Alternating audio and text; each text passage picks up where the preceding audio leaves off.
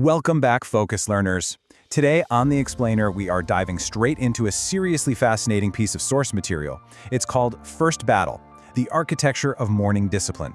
And look, we're going to get right into the mechanics of how the very first moments of your day are quietly, almost secretly, building the foundation for everything that follows. So you know that feeling when it's only noon and your brain is already completely scattered? Yeah. Well, the answer to why that happens is actually hiding right there in the architecture of your morning. Let's get into it. Okay, let's dive into this. Just 10 minutes. That is literally the exact amount of time it takes for most people to just completely lose their entire day. The very first 10 minutes of waking up. And honestly, the craziest part about the whole thing? They have absolutely no idea they're even doing it. The battle is basically lost before they've even truly begun. Section 1. The first 10 minutes. So what exactly is making those first 10 minutes so incredibly destructive? Well, it boils down to this almost universal, immediate mistake we all make. You wake up, you roll over, and boom, you grab the phone, right?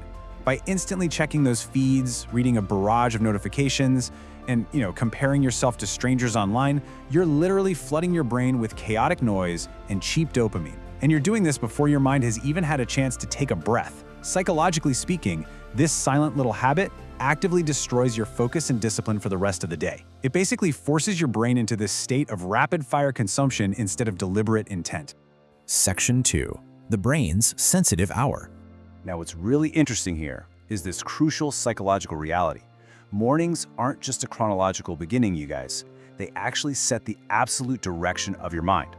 During those first 60 minutes after waking up, which the source material calls the sensitive hour, your brain is highly vulnerable as it shifts from sleep into being fully awake. Whatever you feed your brain during this specific sensitive window essentially cements the emotional baseline for hours to come. So if you feed it panic, comparison, and all those rapid-fire notifications, you are literally programming your brain for anxiety before your feet even hit the floor. Crazy, right? And this creates a really stark divide. On one hand, you've got the chaos morning. This starts with digital noise and leaves a person distracted, anxious, and just completely mentally exhausted all day long. But then, compare that to the protected morning. This person is focused, disciplined, and totally in control of themselves. And listen, the secret here isn't some superhuman willpower. People who protect their mornings aren't inherently special. They've just trained themselves to win that very first battle of the day, rather than instantly becoming slaves to distraction. Section 3. The cost of distraction. We need to shift our tone for a second here, because the source material dives into a pretty dark, urgent reality. If your day starts with reacting to the world, you will spend the rest of the day mentally controlled by it. Think about that. When you reach for a device first thing in the morning, your attention is violently pulled in a million different directions before you even have a chance to focus on your own goals. And over time, living in this purely reactive state, it just slowly destroys your productivity. It completely fragments your attention span, and ultimately, it really chips away at your self-respect. Wasted mornings often become wasted years.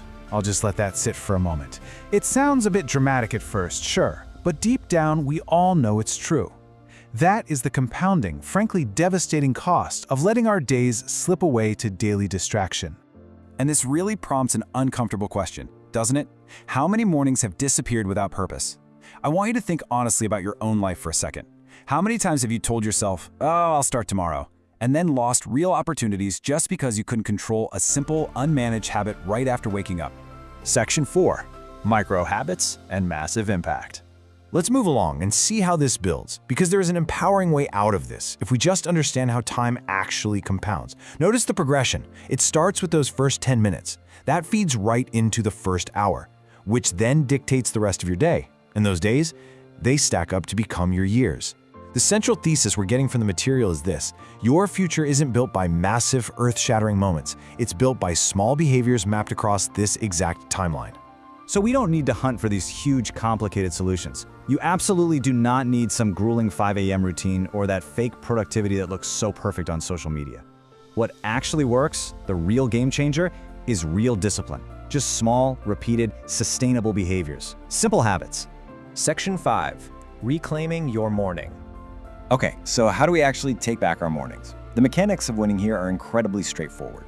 Number 1, keep your phone away for just the first 30 minutes. Literally put it in another room. Next, make your bed to establish some immediate control.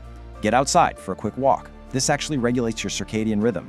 Sit in a little bit of silence. And finally, Deliberately plan your day. By executing these precise, highly accessible little steps, you aren't just doing chores. You are actively teaching your brain control instead of chaos. And why do these tiny micro-habits matter so much? Simply because a distracted mind can never build a powerful life. If you're walking around feeling mentally weak or unmotivated or just stuck, you've got to stop looking for these giant overarching solutions. You simply have to fix the very beginning of your day. Section 6. Winning the first battle. Which brings us to the ultimate payoff, the cycle of change. When your mornings improve, your mindset improves right along with it. And when your mindset improves, well, your life slowly changes with it too. So the crucial point is this: controlling your morning slowly but surely translates into controlling your life. It empowers you to actually harness that feeling of clarity every single day. If this explainer made you realize just how much your mornings are impacting your future, please don't just ignore that feeling, use it. I want you to ask yourself right now, will you take control of your morning tomorrow, or will you just let distraction take control of your life forever? Stop ignoring the cost of the noise. It's time to win that first battle. Thanks for hanging out with me on The Explainer today, Focused Learners. I'll see you next time.